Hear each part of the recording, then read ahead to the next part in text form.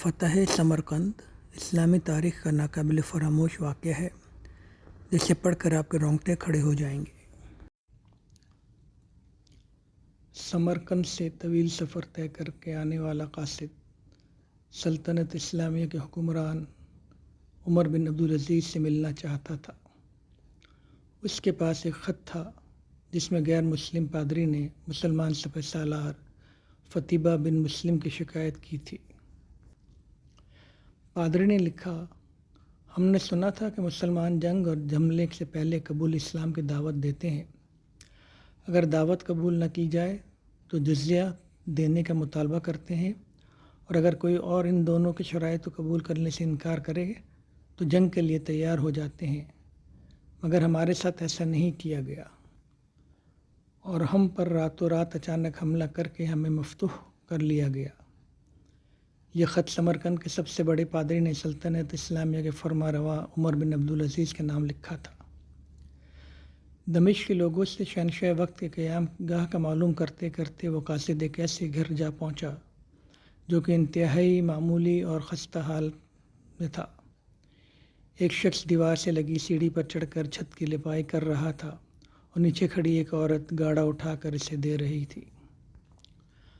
وہ جس راستے سے آیا تھا واپس اسی راستے سے ان لوگوں کے پاس جا پہنچا جنہوں نے اسے راستہ بتایا تھا۔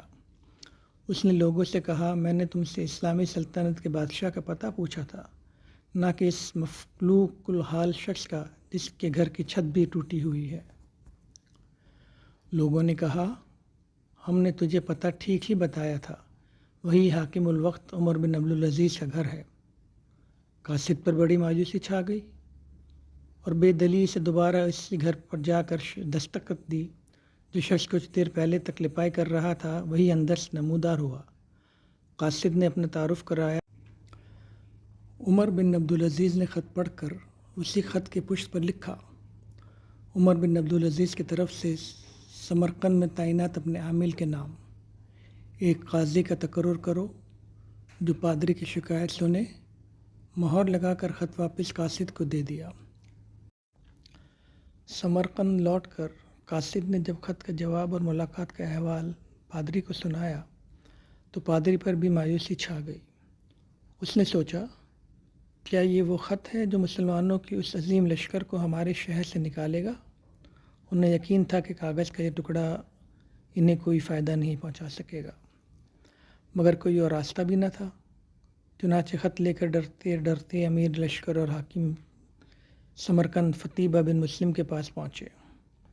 فتیبہ نے خط پڑھتے ہی فوراً ایک قاضی کا تعین کر دیا جو اس کے لیے اپنے خلاف سمرقندیوں کی شکایت سن سکے۔ پادری نے کہا، فتیبہ نے بغیر کسی پیشگی اطلاع کے ہم پر حملہ کیا اور نہ تو اس نے ہمیں اسلام قبول کرنے کی دعوت دی اور نہ ہی ہمیں کسی سوچ و بچار کا موقع دیا تھا۔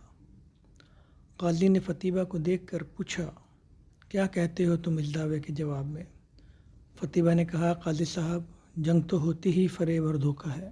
عظیم ملک تھا، اس کے قرب و جوار کے کمتر لوگوں نے نہ تو ہماری کسی دعوت کو مان کر اسلام قبول کیا تھا اور نہ ہی جزیہ دینے پر تیار ہوئے تھے، بلکہ ہمارے مقابلے میں جنگ کو ترجیح دی تھی۔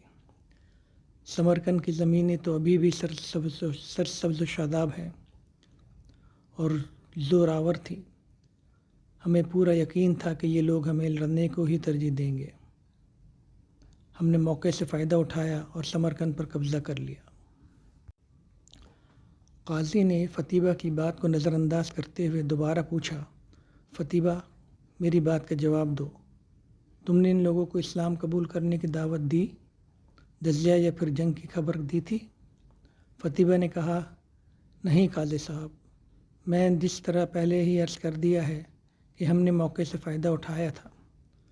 قاضی نے کہا، میں دیکھ رہا ہوں کہ تم اپنی غلطی کا اقرار کر رہے ہو، اس کے بعد تو عدالت کا کوئی اور کام رہ ہی نہیں جاتا۔ اللہ نے اس دین کو فتح اور عظمت تو دی ہی ہے، عدل و انصاف کی وجہ بنے، نہ کہ دھوکہ دیں اور موقع پرستی سے۔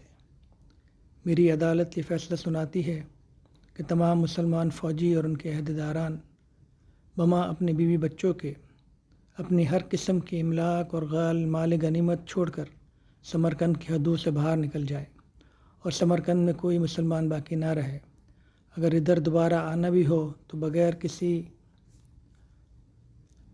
بغیر کسی پیشگی اطلاع و دعوت کے اور 3 دن کی سوچ و بچار کی مہلت دیے بغیر نہ آیا جائے۔ پادری جو کچھ دیکھ اور سن رہا تھا وہ ناقابل یقین تھا۔